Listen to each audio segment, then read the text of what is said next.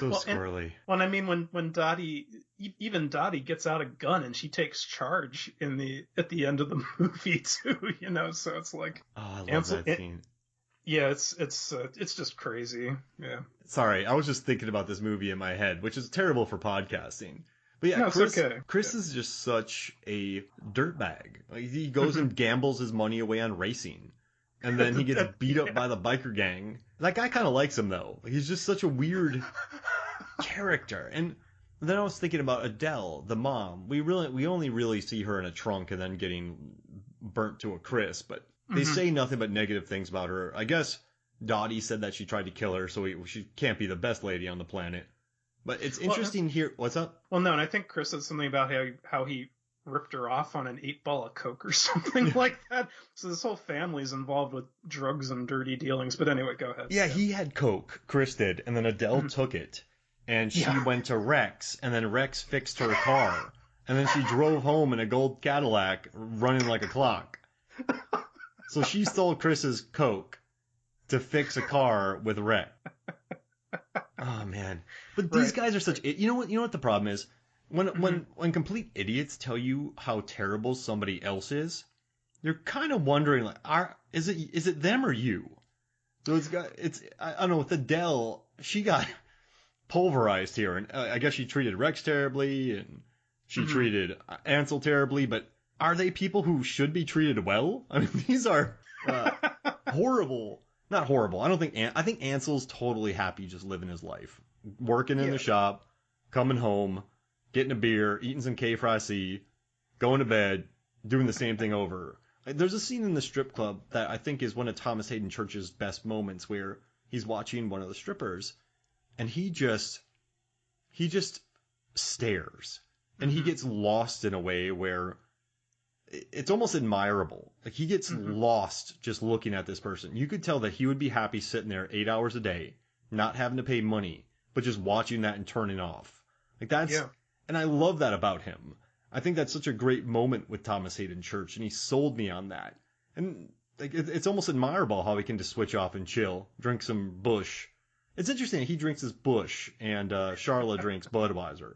It's another interesting touch. Maybe Busch is cheaper. Yeah, I don't know. That's a good question. That should be a data article, Mark. And if you work at a pizza joint, you do not want to hire Charla. Oh my gosh, imagine that. I think that's some pretty unsanitary pizza going out there, but yeah. Oh gosh, yeah. And then she just does it. She messes up with the black olives and then just gives the pizza to Dottie. Dottie, yeah. And I love the usage of the word supper. That makes me happy. I need money for supper. In the South, we don't say that. It's all dinner. But like when you go up north and out west a little bit, it's supper. Tuna casserole, right? Yeah, yeah. I like tuna casserole. I do like tuna casserole. I'm always down. Put some Frito-Lays on it. Shit, yeah, man. Put it in the oven. Finish it up with some Cincinnati chili. Have you ever had Cincinnati chili? No. Please enlighten me. So David Cross, you know David Cross. Award Wieners. Yeah, Award Wieners. He's from Cincinnati, and I guess it's Cincinnati chili is more like noodles with sauce. It's not the ground beef chili that a lot of people associate it with. Okay. So yeah, Cincinnati chili is an interesting thing. Oh, all right. Would Ansel eat Cincinnati chili? Yeah. I think what Ansel would eat was, I forget what Ray Liotta talks about at the end of Goodfellas, but he's like, they gave me ketchup and egg noodles or something like that. I think Ansel would eat ketchup and egg noodles. Yeah. Yeah, he wouldn't care as long as he's got a bush. He'd be happy. I mean, if it's making you happy, then what harm's being done? When McConaughey breaks his TV, I felt so bad for Ansel, because that's his prized possession. I think his TV. Isn't he like, what the hell, man? Or something like that. Oh, come on, man. Yeah. Why?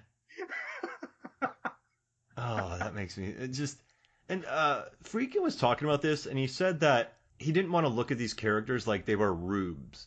And I like that, because I think there are ways of filming movies where the people are just dumb. Yeah. And then that is fueled by that. I mean, Chris he seems to be a weirdly charismatic guy, but he's he seems to be paying one person to pay the next, to pay the next, to pay the next, to pay the next.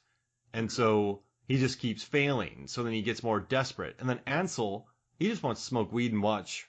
What is that? What does he watch? He's watching monster truck rallies. Yeah, and stuff like that. He just wants to watch monster truck rallies. So when he hears about it, he's like, all right, that's fine. So I don't think any of them. Do you think any of them are filmed as being dumb? I think they're more filmed as being humans. I think, not rubes. No, I think. I that's a good observation, Mark, because I think there are movies where you're laughing. Well, you kind of are laughing at the misfortune of these characters in this movie, but Ricks. I think it takes a really smart writer, smart director, and smart cast to kind of get past those kind of cliche stereotypes of, like, Cletus from The Simpsons or whatever. If you would have done that, this movie would have been miserable. It would have been a slog to get through because you're just watching stupid people being stupid. But the way Tracy Letts write, the way the script is written, and the way he sort of twists the knife every couple of minutes in terms of the plot and where it goes, you have these characters figuring it out, and by the time they've all figured it out, we're like, oh my god, well, we didn't figure it out ahead of these characters, so what does this say about us? We didn't see into the future to this point where Matthew McConaughey's breaking down the math at the kitchen table and how it doesn't make sense and getting all pissed off. I think maybe there's the key right there, is just like, a bad way to handle this script would have been to just have it be telegraphed right from the start, to the point where you're just kind of waiting for the inevitable to happen. But this film manages to keep twisting things up and tangling them up to the point where it's like a frickin' knot that you don't want to look at by the end. And then Matthew McConaughey, over the course of 15 or 20 minutes of brilliant performance, is like untangling this knot and all the messed up stuff that's been happening, that's been wasting his time. And that's what he's mad about. Yeah, pretty much. He's like, I'm never gonna get my money, so the retainer is now mine, and I'm gonna slaughter you all like hogs if you don't kill Chris. So it's. I'm gonna put flame. I'm gonna put what's the word? I'm gonna put oh gosh, you put on charcoal if it's not catching you. I'm gonna put lighting fluid on your genitals, and I'm just gonna light them up. That got back at her. There's malice permeating this film too, which with the scene with Dottie and Joe where she gets changed, she doesn't want to wear the dress, she has to go to the thrifty, but first Ansel has to get money for beer, which I love. But so he gets her the dress, she doesn't feel comfortable because she knows the drill, and then just hearing Joe say, you don't want to go try that on, you don't want to try it. He's just a horrible human, he's a murderer.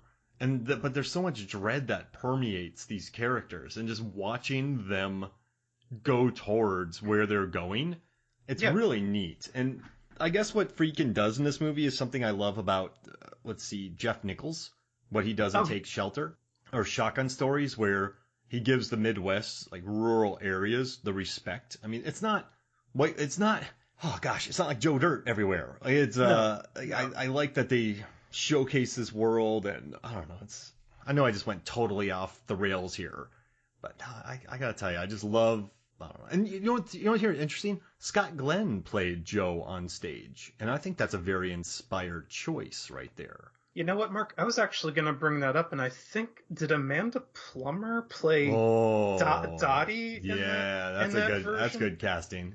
And part of me was like, oh, what I would give to go back in time and see a performance of that, man. And 2018, in the last few years, they had a revival in the UK, and Orlando Bloom played Joe. And as much of a fan I am of Bloom, I read several reviews that said that he was trying. Okay. As much as I like him, and I wasn't there, so I can't say anything, that's why I love McConaughey so much, is there's no trying in his performance. He just has that malice. Yeah. It's all right. This is random. I'm gonna give you 5 actors. Okay. 5 totally different actors, and you got to rank them about who would be the best Joe. Sure. All right, you ready for this? Yep. Okay. Dolph Lundgren. Okay. Vince Vaughn, Mm-hmm. Denzel Washington, Mm. Michael Pena, or Henry Golding. Oh, wow. Wow. Were these picked out with a randomizer, Mark? Yes, or they were. Did you put thought into this? Okay. Well, I didn't want to go. I just want to give you something. I wanted to give you something to work with. And I know we both love Pena, so we had to do it. Okay, you know what? You're saying who would be the best, not who I would most like to see play Killer Joe.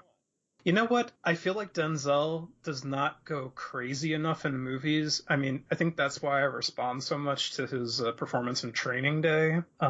Even though he's like basically climbing the walls and the ceiling with that movie. But I love seeing that side of him come out. So I would love to see Denzel play Killer Joe. I would put him first, actually. Yeah, because at the end when he's losing it, and then the way he talks to Ethan Hawke, just that control he has of a room. Oh, yeah, yeah. Oh, imagine that ending. Yes! And you know what? Since you brought it up, you know what? I would put Henry Golding second. The stuff I've seen him in, I haven't seen Snake Eyes, but A Simple Favor, Last Christmas. You know, he plays this good, handsome romantic lead very well, and I like that about him. So I would be interested, you know, not unlike McConaughey and all of the rom-coms he did prior to Killer Joe. I was like, let's see Henry Golding go dark and do Killer Joe. So he would be second. All right. You know, Vaughn, Pena, or Lundgren? I liked Lundgren. You know, I haven't seen a lot of his movies, and I'll be booted off the show permanently for saying that. But and thank you for listening to Movies, Films, and Flicks. This is the last episode with Jonny Numb. Yeah. But, you know, I liked his character in The Expendables, you know, so I think he has some range, and, you know, he had some range in Aquaman as well. So, and I think, you know, he's formidable in his physical build, but I think he could use that and rein that in and pull off some of the nuances of Killer Joe, because a lot of McConaughey's performance is that monotone and a lot of just like subtle body language. Mm-hmm. Before that last 20 minutes, that's mostly what his performance is just really towing the line of not showing too much emotion, you know. So Until just being completely annoyed by these idiots and getting roped in with them. Yeah. It's basically, so, okay, I did all this. The insurance payout's not happening. Okay, the only thing I got here is Dottie, and okay, I own Dottie now. I possess her. I possess her in full. I'm cashing in the retainer. So, Wow. You know, I will go with Michael Pena as number 4, just due to the wild card factor with him. Of course, we love Luis from Ant-Man, and his character from Observe and Report. I don't know if you've ever seen that movie. I have not. Should I? Just type in Michael Pena. I'm gonna get you high. Okay. Observe and Report, and that's all you need to see. Okay. All right. It's dark. It's wildly dark, and I don't think a lot of people realize that. It's a bleak film. Observe and Report. That's interesting because it was totally marketed as like a Todd Phillipsian comedy. So I think it got an F Cinema score because it is. Oh, I didn't know that. Okay. Like a very low, because people watched it and it's almost unbearable at times how nasty it is. Ooh, okay. Yeah. And then Vince Vaughn last. Well, you know, here's the thing with Vince Vaughn. Maybe, and I don't know if you've seen this one or not. Back in '98, I think he did this movie with Joaquin Phoenix called Clay Pigeons. Yes. And it's not a good movie. It's not for either one of those actors, but he was basically kind of playing the Killer Joe, not Killer Joe, but he's kind of playing a Killer Joe-esque character in that movie. So I feel like the only reason I'm putting him at the bottom, it's not that I think he wouldn't be a good Killer Joe, because I think he would be, but I feel like he's kind of already played that character, so he'd kind of be repeating himself if he went down that path. But hey, if he did it on Broadway or something in the future, I would definitely try and make my way out to see it. So I like it. And I gotta say, Snake Eyes. It's an action movie with wildly, horribly filmed action. Aaron Neuwirth, he writes for Live Entertainment. I was chatting to him about it just to talk. And he's like, yeah, that action went through multiple... I don't like hating on things, but watching that movie, it has Iko Uwais in it, and Peter Mensah, and Andrew Koji, and these actors who have done spectacular action before. Yeah. And as the action scene's about to start, it goes... like shoots all over the place. So there's never two moments of choreography filmed together.